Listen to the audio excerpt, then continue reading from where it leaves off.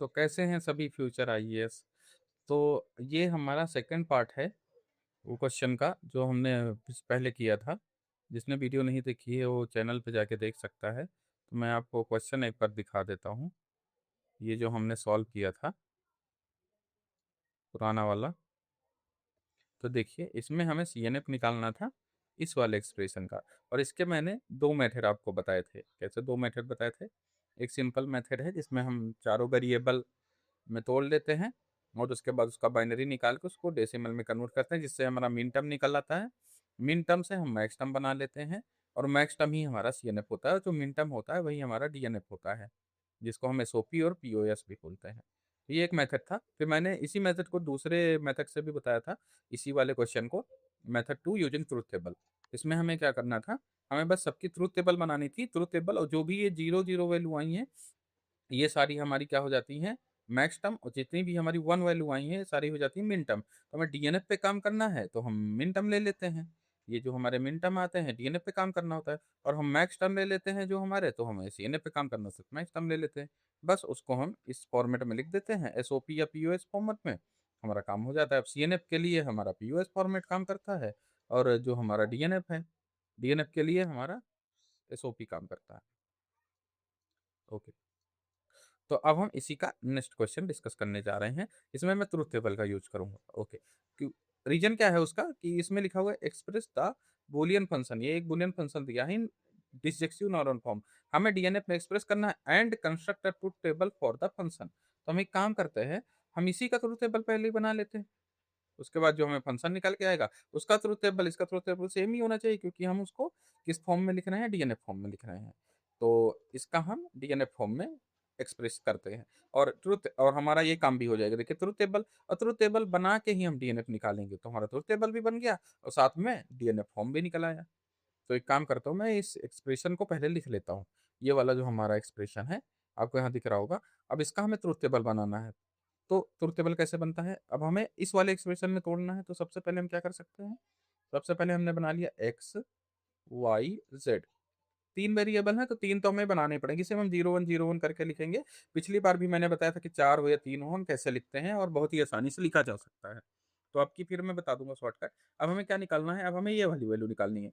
ये वाली वैल्यू निकालने के लिए हम एक काम करते हैं, पहले एक्स बार निकाल लेते हैं, वाई बार निकाल लेते हैं और फिर एक्स बार इंटू जेड बार निकाल लेते हैं। फिर हम इन दोनों का एक्स बार इंटू वाई बार निकाल लेंगे, एक्स बार इंटू जेड बार, फिर उनका प्लस कर देंगे। और ये वाली जो हमारी वैल्यू आएगी उसको हम एक्स और जेड में हम प्लस कर देंगे। फाइनल आंसर आ जाएगा। तो ये वाला एक्सप्रेशन निकालने के लिए सबसे पहले हमें निकालना पड़ेगा एक्स बार, फिर हमें निकालना पड़ेगा वाई बार और फिर हम निकालेंगे एक्स बार इंटू वाई बार। एक्स बार इंटू वाई बार ये हमारा निकल आएगा। और उसके बाद x bar into Z bar, x bar into Z, Z Z बार नहीं, एक्स बार इंटू जेड ये हमारा निकल आएगा। ये जब हमारा निकलेगा ये दोनों वैल्यू का हम सम करेंगे तो ये दोनों वैल्यू का सम क्या हो जाएगा? एक्स बार इंटू वाई बार plus x bar into Z, ये एक वैल्यू आ जाएगी। अब हमें क्या करना होगा? इसी का कॉम्प्लीमेंट निकालना होगा। तो हम इसको एज्यूम कर लेते हैं इसकी वैल्यू है कैपिटल ए, इसको हम कैपिटल ए मानते हैं। तो हमें यहाँ पे क्या निकालना पड़ेगा? ए बार। देखिए ये कंप्लीट एक्सप्रेशन के ऊपर बार लगा, इसको हमने ए मान लिया तो हमें यहाँ ए बार निकाला। इसलिए लिखा क्योंकि लिखने में बहुत ज्यादा हो जाएगा, फिर ये पूरा लिख के इसका पूरे का बार लगाना पड़ेगा, इसलिए हमने इसको ए मान के ए बार निकाल दिया। अब हमारा ए बार से तो सिर्फ काम होगा नहीं, हमें फाइनल क्या निकालना है? एक्स प्लस ये एक्सप्रेशन का बार प्लस जेड। तो हमने लिखा लास्ट वाला हमारा क्या हो जाएगा? एक्स प्लस, हम इसको भी ए बार ही कंसीडर करते हैं तो ए बार जो की वैल्यू हम यहाँ से उठाएंगे और प्लस जेड। एक्स की वैल्यू यहाँ से उठाएंगे, जेड की वैल्यू यहाँ से उठाएंगे और ए बार की वैल्यू यहाँ से उठाएंगे, तीनों को प्लस कर देंगे। तो इसकी हम ट्रुथ टेबल बना लेते हैं। तो मैं ट्रुथ टेबल बनाता हूँ, आप भी देखिए, आप खुद से बनाइए ट्रुथ टेबल और इसका शॉर्टकट भी कैसे होता है वो मैं बता देता हूँ। तो ट्रुथ टेबल बनाने के लिए मैंने ये लाइनें खींच ली हैं। तो यहाँ पे देखिए कैसे, जैसे मैंने आपको वैसे ही होता ये है, 0 यो 1 यो 2 3 4 5 6 7। तो टोटल 8 वैल्यू हैं। 8 वैल्यू क्यों है? क्योंकि वेरिएबल है हमारे, तीन वेरिएबल हैं। तो ये वेरिएबल पे डिपेंड करता है हमारी कितनी वैल्यू होंगी। तो तीन वेरिएबल हैं तो हमारे 2 की पावर 3, 2 की पावर 3 आपका क्या होता है? आपको पता है, आपका होता है 8। ओके तो हम आगे बढ़ते हैं। अब इसकी वैल्यू लिखते कैसे? वैसे आपको डायरेक्ट पता है जीरो की वैल्यू 3 बिट में लिखते हैं, 000 001। लेकिन इसका एक शॉर्टकट होता है, जैसे आपको कभी ट्रुथ टेबल बनानी हो ना तो ये शॉर्टकट से लिखेंगे तो बहुत अच्छा रहेगा। तो देखिए यही 2 की पावर 0 है, 2 की पावर 0 होता है 1, तो 1 1 का गैप, 0 1 0 1 0 1 0 1, ये हो गया आपका फाइनल, 7 तक हो गया। अब y देखिए ये क्या होता है, 2 की पावर 2, 2 की पावर 2, सॉरी 2 की पावर 1, ये 2 की पावर 0 था, 2 की पावर 1 मतलब 2, मतलब 2 2 का गैप, तो ये हो गया 0 0 1 1 0 0 1 1। अब ये देखिए x की पावर कितना हो जाएगा, 2, ये हो जाता है 4, तो आपका 4 4 का गैप है, तो 0 0 0 0 4 बार, 1 1 1 1। पिछले वीडियो में ये मैंने बहुत अच्छे से एक्सप्लेन किया है। तब देखिए 0 का 3 बिट में लिख गया, 1 का, 2 का, 3 का, ये 3 बिट में इसकी वैल्यू लिख गया। और अगर आपको डायरेक्ट वैल्यू पता है जैसे 7 की क्या होती है, 1 1 1, तो आप डायरेक्ट भी लिख सकते हैं। तो बाइनरी वैल्यू आपको पता होनी चाहिए, 15 तक तो पता ही होनी चाहिए। अब हम आगे बढ़ते हैं। आगे बढ़ने के लिए हम क्या करेंगे, अब एक्स बार और वाई बार निकालेंगे। एक्स बार निकालना है तो इसी का उल्टा हो जाएगा, 0 का 1, ये सारे 0 का 1 हो जाएगा, सारे 1 का 0 हो जाएगा, तो हम डायरेक्ट लिख देते हैं, क्या हो जाएगा, 1 1 1 1 और 0 0 0 0 हो गया फाइनल। वाई बार भी इसी तरह हो जाएगा, तो 1 1 0 0 1 1 0 0, तो कॉम्प्लीमेंट ऐसे हो जाएगा। अब दोनों का मल्टीप्लाई करना है। मल्टीप्लाई मतलब एंड गेट, एंड गेट का मतलब होता है कहीं भी जीरो दिखे तो फाइनल आंसर जीरो हो जाएगा। जब तक दोनों वन नहीं होते या सारे वैल्यू वन नहीं होते तब तक वन नहीं होगा। अब यहाँ पे दिख रहा होगा दोनों वन है तो ये वन, यहाँ पे भी वन, ये देखिए दो जीरो दिख गए तो ये जी जीरो, ये भी जीरो। अब आगे आपको ये सारे जीरो दिख रहे हैं, सारे जीरो दिख रहे हैं, तो इसको देखने की जरूरत ही नहीं है, ऑटोमेटिक सब जीरो हो जाएगा, 0 0 0 0। अब हमें निकालना था एक्स बार इंटू जेड। अब एक्स बार देखिए यहाँ पे है और जेड यहाँ पे है, तो ये देखिए एक्स बार यहाँ 1 1 1 4 बार 1 है, तो यहाँ पे जो जो जेड की वैल्यू होगी वही आंसर हो जाएगा। तो जेड की वैल्यू अगर हम देखें तो क्योंकि ये 1 है इससे कोई फर्क पड़ना नहीं है एंड में, और यहीं से फर्क पड़ना है, तो इसका आंसर क्या हो जाएगा, एक्स बार इंटू जेड का ये चार वैल्यू के लिए हो जाएगा 0 1 0 1 0 1 0 1। और अगर आपको डायरेक्ट नहीं समझ में आता है तो एक एक करके भी कर सकते हैं। देखिए एक्स बार 1 और ये 0, 1 इंटू 0 0, 1 इंटू 1 1, 1 इंटू 0 0, 1 इंटू 1 1। अब आगे देखते हैं, देखिए एक्स बार सारा जीरो है तो हमें जेड बार देखने की जरूरत ही नहीं है, एक भी जीरो तो पूरा आंसर जीरो एंड गेट में, तो ये 0 0 0 0 ये हो गया।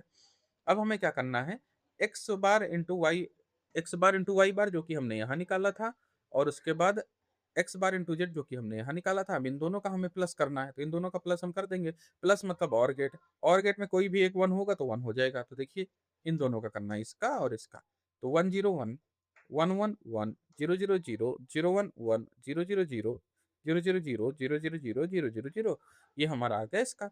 इसको हमने ए मान लिया था। अब इसका हमें कॉम्प्लीमेंट निकालना था, तो इसका कॉम्प्लीमेंट निकाल ले। देखिए वैल्यू यहाँ पे है, इसका कॉम्प्लीमेंट 1 का 0, 1 का 0, 0 का 1, 0 का 1 का 0, और फिर सारे जीरो तो यहाँ सारे वन हो जाएंगे, 1 1 1 1, ये हो गया बढ़िया। अब हमें क्या करना है, एक्स प्लस जेड प्लस ए बार, तो ये हमें इनका और गेट निकालना है। और गेट में क्या होता है, कोई भी एक वैल्यू वन होगी तो हमारा फाइनल आंसर भी वन हो जाएगा। तो एक्स कहाँ पे है, एक्स देखिए यहाँ पे है, और जेड कहाँ पे है, जेड देखिए यहाँ पे है, और ए बार कहाँ पे है, ए बार यहाँ पे है। अब तीनों का हमें प्लस करना है, तो देखते हैं जहाँ पे एक भी वन दिखेगा सारी वैल्यू वन हो जाएगी। ठीक है, तो यहाँ पे देखिए पहले चार के लिए तो एक्स जीरो है, तो एक्स को हम छोड़ ही देते हैं, इसको चेक ही नहीं करेंगे। डायरेक्ट हम जेड को देखते हैं। जेड में देखिए 0 1 0 1 है, 0 1 0 1 है, तो यहाँ पे वन की पॉसिबिलिटी है, यहाँ पे वन की पॉसिबिलिटी है, तो पॉसिबिलिटी क्या है, फाइनल ही है, यहाँ वन यहाँ वन, तो यहाँ वन यहाँ वन तो हो ही जाएगा, 1 और 0 1 और 0, ये वन, ये दो तो वन हो ही गए। अब यहाँ पे भी जीरो है तो एक्स भी जीरो, जेड भी जीरो। अब पूरा आंसर डिपेंड करता है ए बार पे, तो अगर ए बार में वन दिखेगा तो वन हो जाएगा, तो ए बार में देखिए यहाँ पे वन है तो ये वन हो गया। लेकिन अगर हम पहला वाला सिर्फ देखें तो एक्स भी जीरो, जेड भी जीरो, ए बार भी जीरो, तो ये भी जीरो हो जाएगा। ये आपका हो गया 0 0 0 और ये ट्रिपल वन। अब आगे चेक करते हैं। अगर आगे ध्यान से देखो तो बहुत ही आसान हो गया, क्यों, क्योंकि एक्स की 1 1 1 चारों वन है, तो हमें ए बार और जेड देखने की जरूरत ही नहीं है, एक भी वन मिला तो फाइनल आंसर वन, तो 1 1 1 1, ये हो गया आपका। देखिए हमने अपने इसका ट्रुथ टेबल बना लिया, जो हमारा एक्सप्रेशन हमें दिया गया था उसका हमने ट्रुथ टेबल बना लिया है एक्सप्रेशन का। ये वाला हमारा जो एक्सप्रेशन दिया गया था इसका ट्रुथ टेबल देखिए रेडी हो गया। तो आपका ये है जो लिखा है ना, construct truth table for the function, ये फंक्शन के लिए हमने अपना ट्रुथ टेबल फाइनल बना लिया। अब आगे बढ़ते हैं। आगे हमें क्या करना है, हमें इसको डीएनएफ फॉर्म में और जैसे मैंने आपको पहले भी बताया है, एसओपी, पीओएस, एसओपी आपका क्या होता है, सम ऑफ प्रोडक्ट जो कि होता है डीएनएफ फॉर्म, पीओएस क्या होता है, प्रोडक्ट ऑफ जो कि होता है सीएनएफ फॉर्म, और एसओपी में हम क्या देखते हैं, मिन टर्म, मिन टर्म, और पीओएस में देखते हैं मैक्स टर्म देखते हैं, मैक्स टर्म। और मिन टर्म मैक्स टर्म हम ट्रुथ टेबल से कैसे निकालते हैं, तो जहां भी आपको 1 दिख रहा है वो सारा है आपका मिन टर्म, और जहां भी आपको 0 दिख रहा है वो सारा है आपका मैक्स टर्म। तो हमें मिन टर्म से काम है, क्यों मिन टर्म से काम है, क्योंकि हमें निकालना क्या है, डीएनएफ, डीएनएफ निकालना है, इसलिए हमें मिन टर्म का काम है। और मिन टर्म देखिए ये सारे हमारे मिन टर्म आ गए, तो यहाँ हम नीचे एक बार मिन टर्म सारे लिख देते हैं। मिन टर्म लिखने के लिए हम समीशन का साइन बनाते हैं, और सारे मिन टर्म, 0 छोड़ के सारे हमारे मिन टर्म, 1 2 3 4 5 6 और 7, इतने हमारे मिन टर्म आ गए। अब इन इन मिन टर्म को हम डीएनएफ में कन्वर्ट करेंगे। तो हम आगे बढ़ते हैं, तो हमारे हमारे मिन टर्म्स मिल गए हैं। अब जब हमें हमारे मिन टर्म्स मिल जाते हैं तो हम क्या करते हैं, हम इसको कन्वर्ट करते हैं अपना उसमें। तो कन्वर्ट करते हैं हम इसको 0 से लेकर के 7 को। जैसा कि मैंने बताया ये अपने मिन टर्म है, मिन टर्म्स, और इन मिन टर्म से हमारा बनता है डीएनएफ। और डीएनएफ के लिए हमें क्या चाहिए, एसओपी, सम ऑफ प्रोडक्ट। तो पहले हम ये जो वैल्यूज है इनका प्रोडक्ट लिखेंगे, फिर सम लिखेंगे। और सबसे बेटर क्या है पता है आपको, यहीं से आप निकाल सकते हैं, देखिए 0 0 1। और जब भी हम एसओपी की बात करेंगे, तो एसओपी की बात करेंगे तो जहां पे 0 वैल्यू है वहां पे हम बार लगाएंगे, बार, बार मतलब कॉम्प्लीमेंट। अगर x की वैल्यू 0 है तो यहाँ पे हम x बार लेंगे, और कहीं भी x की वैल्यू 1 है तो हम इसको नॉर्मल वाला x ले लेंगे। लेकिन याद रखिएगा जब हम सीएनएफ की बात करेगा और पीओएस की बात करेगा तो यही यही चीज उल्टी हो जाती है। 1 को हम क्या ले लेते हैं, बार वाला, और 0 को हम नॉर्मल वैल्यू ले लेते हैं। लेकिन अभी हम मिनटम और डीएनएफ एसओपी की बात कर रहे हैं, तो हम क्या करेंगे, 0 को बार वाला लेंगे, 1 को हम नॉर्मल वैल्यू लेंगे। तभी यहाँ पे 1, और ये क्या है, एक्स वाई जेड की वैल्यू ही है हमारी, ये वाली है, तो ये x है, ये y है, और ये z है।